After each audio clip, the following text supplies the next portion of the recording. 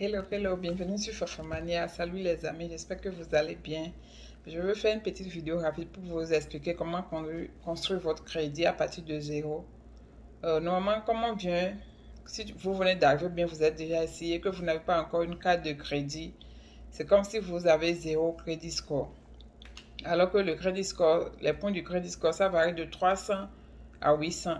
Donc, alors que vous avez zéro, c'est comme si vous n'existez même pas dans le système de crédit.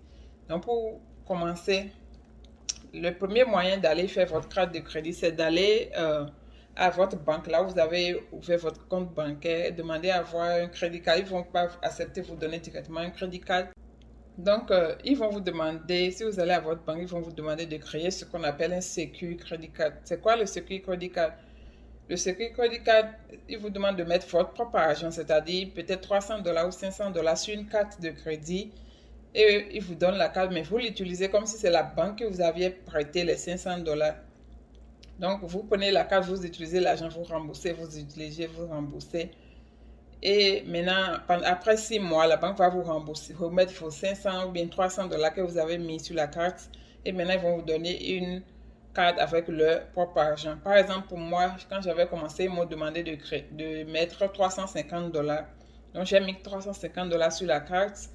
Et après 6 mois que j'ai bien utilisé, ils m'ont maintenant donné, ils m'ont redonné mes 350 $, pardon. Et ils m'ont donné une carte qui avait 1500. Donc, la banque m'a prêté alors 1500 sur une carte de crédit maintenant que j'utilise.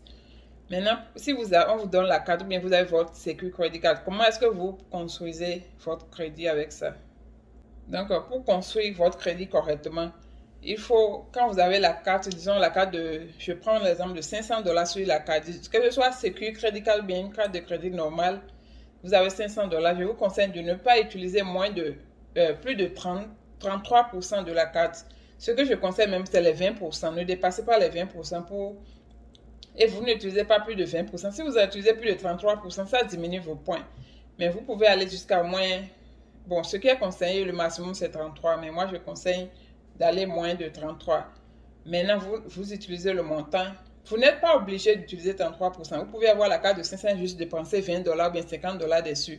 Tu peux aller peut-être à la grosserie, bien n'importe où, acheter ce que tu veux, bien l'essence pour 50 $, bien le montant que tu veux.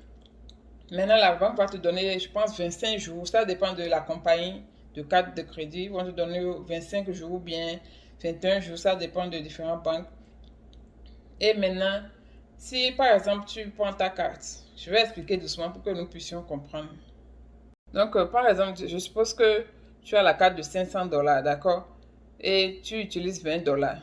Et après 2 semaines, on t'envoie un message pour dire que tu dois payer les 20 $ dans 2 semaines, bien dans une semaine. Dans quelques jours, on te donne la date. Si c'est le 2 janvier, le 3 janvier, ils vont te donner.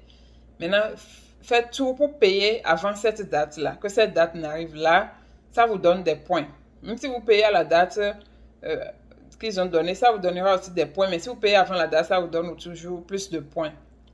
Et c'est comme ça, à chaque mois, vous utilisez, vous remettez. Ne déposez pas la carte là seulement sans l'utiliser parce que vous ne voulez pas payer de dette. Non. Ils ne calculent pas d'intérêt dessus quand tu utilises la carte que tu payes à temps. C'est quand tu ne payes pas à temps que le montant, tout ce que tu dois, qu'ils vont te calculer les intérêts. Lorsque tu as une carte de crédit de 500 $, tu utilises 200 $ sur la carte, d'accord?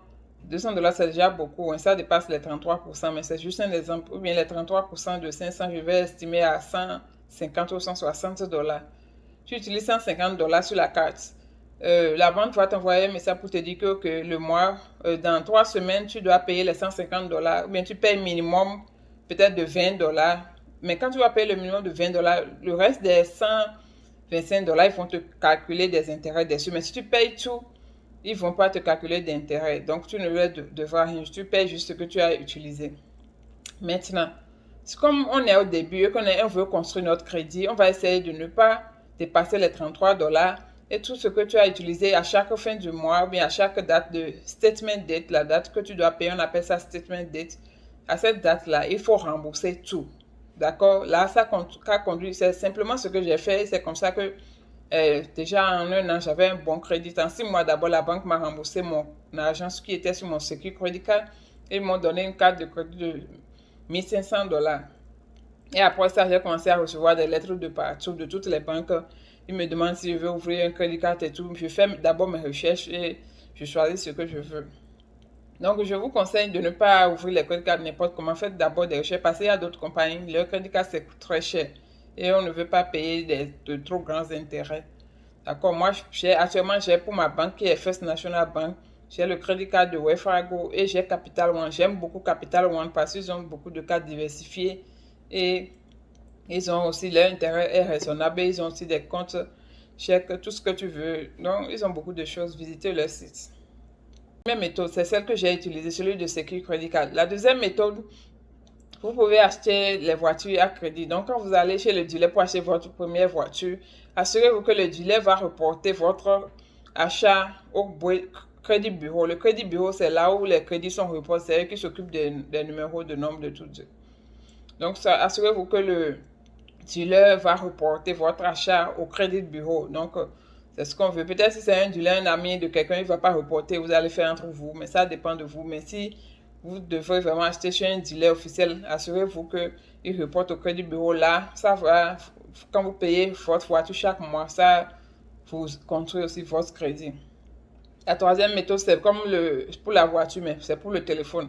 Votre compagnie, vous pouvez acheter votre téléphone chez une compagnie téléphonique et assurez-vous de leur demander s'ils vont reporter le téléphone au crédit bureau. Là, quand ils vont reporter, ça c'est bon. Parce qu'à chaque fois que vous payez chaque mois votre téléphone, ça vous construit aussi votre crédit. Mais le moyen le plus simple selon moi, je pense que c'est le Secure Credit Card. Parce qu'avec ça, dès que tu passes les 6 mois, la banque te donne leur propre carte. Après, tu peux appliquer pour n'importe quel crédit card après. Il y a une méthode qui est difficile pour nous les Africains de trouver ici. C'est, disons que je suis ici et mon fils, il a peut-être 16 ans, mais 18 ans, il veut commencer à conduire son crédit card. Si j'ai un bon crédit score, je vais le mettre comme co-utilisateur de mon crédit card. Donc, si moi j'ai un crédit score de 700 ou bien 750 et que je le mets comme co-utilisateur de mon crédit card, lui aussi devient directement quelqu'un qui a un crédit score de 750, vous comprenez, mais s'il commence à déconner, il ne paye pas bien, les points vont baisser chez moi et chez lui aussi. C'est pour ça que beaucoup de personnes n'aiment pas faire ça, mais souvent les Blancs, c'est ce qu'ils font pour les enfants. Je dis les Blancs, je veux dire les Américains. C'est ce qu'ils font pour les enfants. Quand ils leur font confiance, ça n'arrive pas souvent, mais si vous formez une bonne famille, c'est comme ça les gens font. Donc, d'autres font ça pour leurs amis. Par exemple, si j'ai un ami qui vient ici, qui veut acheter une voiture, n'a pas de crédit, je peux le mettre comme co-sign et je le mets comme co-utilisateur de mon crédit score. Donc, il aura le même crédit score comme moi. Mais s'il déconne, le problème, c'est que ça va jouer sur nous deux. C'est pour ça que les gens n'aiment pas vraiment faire ça. C'est une méthode très facile pour avoir un bon crédit score, mais les gens n'aiment pas le faire parce que, bon, vous savez, on ne se connaît pas trop, donc on évite de faire ce genre de choses-là. Donc, à ma connaissance, voilà les différents moyens faciles pour construire son crédit score. Maintenant, quelqu'un m'a envoyé un message en commentaire pour me demander comment est-ce qu'on peut rendre son crédit score stable. C'est simple, si tu viens, tu as ton compte bancaire, tu ouvres ton Secure Credit Card, après tu passes au crédit card de la banque, peut-être tu as un ou deux, tu peux t'arrêter à juste une carte de crédit card, tu peux t'arrêter à deux, on s'en fout. Parce que quand tu veux acheter ta maison ou bien tu veux acheter quelque chose, ce que le banquier regarde, c'est quoi la longueur, pour combien de temps tu as crédit card, combien de crédit card tu as, combien de dettes tu as sur ton crédit card. Donc, je suppose que tu as pris le crédit card de la banque et puis tu as utilisé, tu as payé jusqu'à ton score et aller à $800, bien, à 800, pardon, bien 750. Tu peux fermer le crédit, tu ne fermes pas. Si tu fermes, ça va diminuer tes points. Tu peux juste déposer le crédit card là, tu n'utilises plus. Vous comprenez? Dès que tu déposes là, tu n'utilises plus, c'est fini. Le point ne bouge pas, rien ne se passe, tout reste là, ça reste stable, quoi. Mais souvent, on est tenté à l'utiliser parce que, bon, peut-être on a trouvé quelque chose. On sait que, bon, à la fin de l'année, on va faire les taxes, l'argent va venir. Donc, mais on veut la chose tout de suite là. Donc, on prend le crédit card pour acheter. Mais si tu es quelqu'un, tu arrives à contrôler tes finances, tu peux juste te foutre de ton crédit card, le déposer là, et puis c'est fini. Donc, je pense que c'est le seul moyen de rendre son crédit score stable. Donc, c'est un peu ça. Donc, voilà tout ce que j'avais à dire pour comment construire son crédit card. Parce que c'est très important, le crédit score ici. Maintenant, les conseils que j'ai à donner, si vous avez votre crédit card, si vous avez votre crédit card, soyez sûr de payer à temps. D'abord, n'utilisez pas plus de 33%. Un.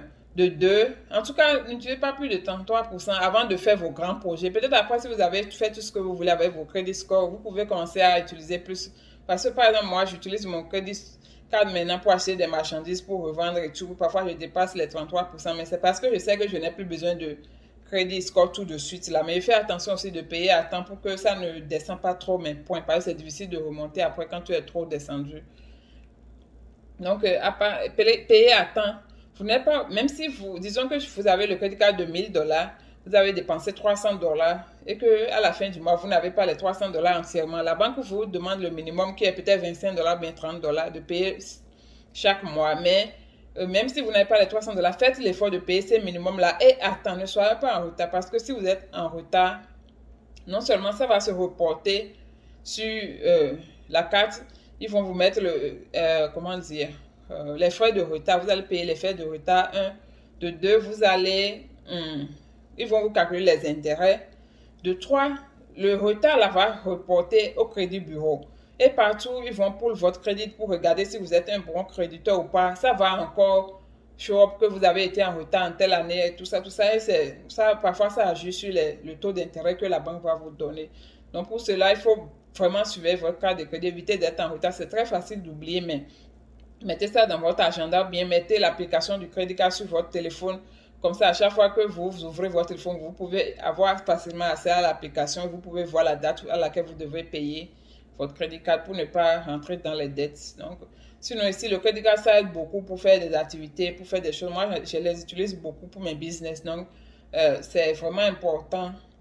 Quand tu n'as pas le cash, tu peux utiliser ça pour acheter des choses, revendre, rembourser petit à petit.